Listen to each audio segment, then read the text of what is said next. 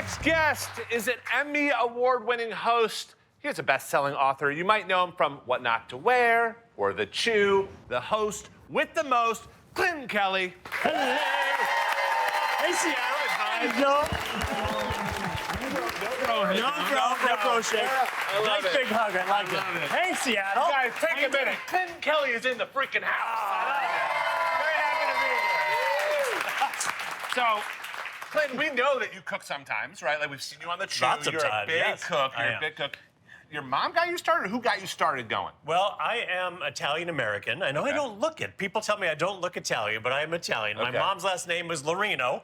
That's Italian. It's Italian. My dad's last name is Shabarazzi. I'm Italian. Yeah. So, yeah, my mom, cooked every night when we were growing up. And she would make that, a typical Italian-American meal, lasagna every once in a while. And I was just fascinated by that. But most importantly, eating for us was about family time every night. It was, how was your school day? What's going on in your life? And it was really a bonding time. And I think really that's why my family is as close as it is today. Like, we just spend so much time together. Now, your grandma, though, was West Coast, because we're kind of doing the East Coast, West Coast thing. So Exactly. you're out in San Fran a lot? Exactly. So the Italian side of my family is in New York, Yeah. and the sort of English, Irish side British side was in San Francisco. So I'd go out to visit them a lot in San Francisco, and I was super close with them as well. It's just like one big happy family I grew up in. I want to be a part of this family. Yeah. Sounds amazing. Yeah. Do you have one room for a little chubby Jew to kind of jump in here? Anytime. Okay. We love a chubby Jew. Yeah. I could just sneak right in there. I'm obsessed with lasagna too. Yeah. I love it. So San Francisco, we're going to make for our next bite, kind of inspired by that. We're calling it a Coast-to-Coast Cioppino. Cioppino. I love it. It's delicious. All right. So, yeah. Step one. So we start by chopping, as you are, some fennel, shallots, and garlic. And I'm letting you do the chopping. Yes. Because, tell us why. I don't chop in front of cameras anymore because I had a horrible accident in the middle of Times Square on Good Morning America in front of millions of people. And I just don't do it anymore. I'm just like, Let's all Google it, baby. you would never know. I didn't let anybody know. I was just sort of like, quietly bleeding under the table. Everything's fine, and I'm just getting a little dizzy. 100% YouTubing that after this. All right, so we've chopped out all that up, and then a little olive oil, A little olive oil. Okay, and then those go in, or what goes in? Yes, just you do it. I'm gonna do it. I love it. So this is you're kind of just building like this sofrito, this kind of like, Exactly. just trying to kind of like bring everything out. And then what do we got? We're gonna put just some spices in. We've got some thyme and oregano and red pepper flakes, and those go in there as well. And let's put the tomato paste in as well. Yeah, this is important, and like this with Cioppino, it's really about layering, right? I mean, you'll see we started with the onions and the fennel and the shallots. Then we're toasting the spices, and now we're not just dumping everything, right? Right. So we're gonna heat that tomato paste up a little bit to sort of get that flavor nice and rich in there. Yeah. You could use fresh herbs this time of year if you've got them from your garden. Yes. Just so you know, if you're going to use fresh herbs, you need 3 times the amount of fresh herbs than you would use dry. I heard that. Yeah. Because the flavors aren't as intense. When they dry down, they get a little bit more intense. So we cook this until it's fragrant. There's a lot of cooking with smell, right? It smells so good. Yes. Shall we start a little deglazing? What do you think? Yeah. So then you just kind of add the liquids, right? Yeah, we're gonna add the liquid. So a little bit of white wine. Okay. Or a lot of white wine. And this stuff you can just go in, right? Like Exactly. everything in the pool. And then this is a seafood stock. Yeah. You can also use clam juice. Oh, that's smart. Lovely, that briny taste. Or if you just have vegetable stock, that's great. Yeah, that's fine Or even too. just water, like it will still taste amazing. So you're basically creating this like really gorgeous bath. Exactly, and those are crushed tomatoes, by the way. So this is all those are really wonderful Italian flavors. Now there's fennel in there. Some people don't like fennel in their cioppino. I like fennel.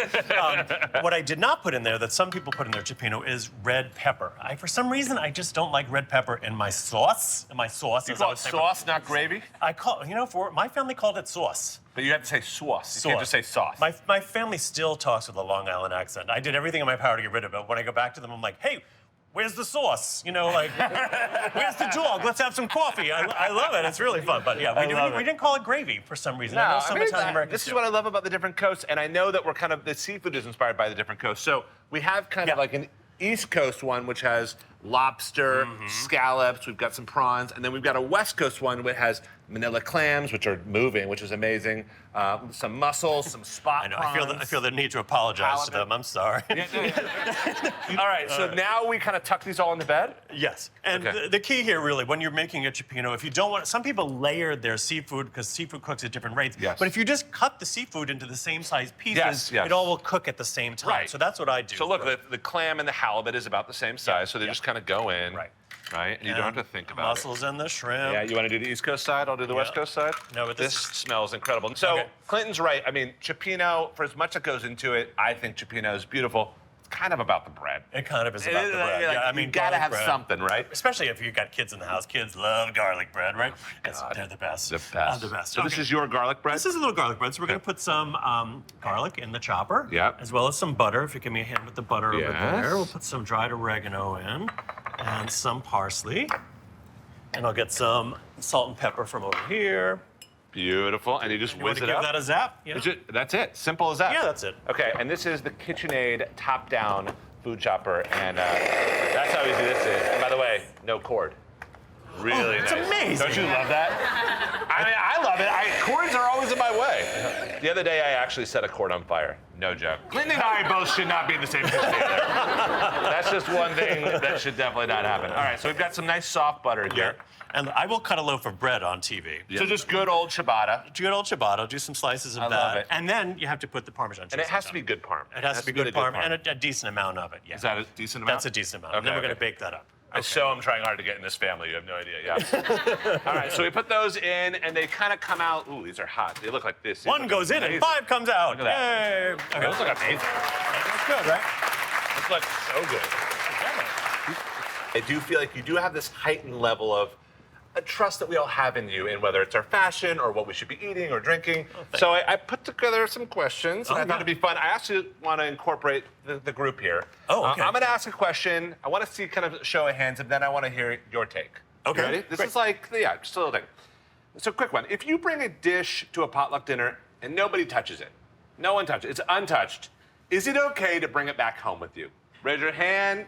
Is it okay? No. What do you think? Well, why did nobody eat it? Was it terrible? I would be more. That's I would the first I would question. Run home. Yeah. But I actually think you could bring it home because usually you bring a potluck, you bring your own dish, right? Your serving dish. So I'm yes. like, I'm going to take my serving dish home with me with my food in it. Yeah, Thank and you. then question your life because Yeah, no one ate it. exactly. Yeah. Never go back to that house again. Exactly. So next one. What is the official list of topics that should be completely off limits, like a dinner party? At a dinner party. Yeah. I have a system, which is, my friends know have a about this, system, my I family love knows about this. It's called the drip system. These are the 4 things that you're not allowed to talk about during a dinner party. DRIP. D, dieting.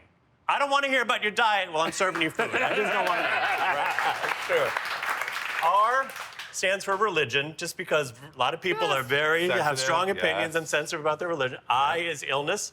I don't want to hear about your toe fungus at my meal either. I don't care. I don't want to hear about it. And P is politics, okay? There's a time and place for politics, not at my dinner party. So those are my 4 The tips. drip The system. drip system. But I got one more for you. So if you're out to dinner with a friend and your friend orders like an entree, Okay. and it's twice as expensive as yours, the bill comes. Do you say just let's split it, or do you like say something? Raise your hand for a split. Even Wow, if it's that's about uneven. half. Let's, What do you think? hold on, wait a minute. Yeah. Let's say your friend orders a $50 lobster and you had a $10 salad. You're going to split that bill? Oh, no, you're not. If you split that bill, you are a sucker. I'm kind of with you. Yeah, I'm kind of with you. Yeah. I love it. All right, good answers, my friend. Let's take a look. Okay, This looks amazing. So one of the things about these pots that I love, they have these little dimples on them, if you guys can see, and it drips everything back down. Yeah, isn't that gorgeous? Look at that. I know. Pretty. So I got a little bowl here, and I want to make sure I can hold it up so everyone can see. But you just kind of want to wait till that seafood kind of starts to open. The mussels are just starting to break open. And you don't want to make, you kind of want to like babysit this a little bit. A little bit. Because you don't want to overcook all the seafood. This looks Yeah. insane. And then what do you do? I like to just put that right on the side there. Look at this, you guys. It's good. You want to try It's a some? crowd pleaser. Yeah, sure. try a little bit? Thank you. This screams everything that I love in life. And sometimes I even put the bread down first, and then you just kind of go on top. right? And you just kind of serve it that way. And then, I like to control my amount of sog. Yeah, I don't.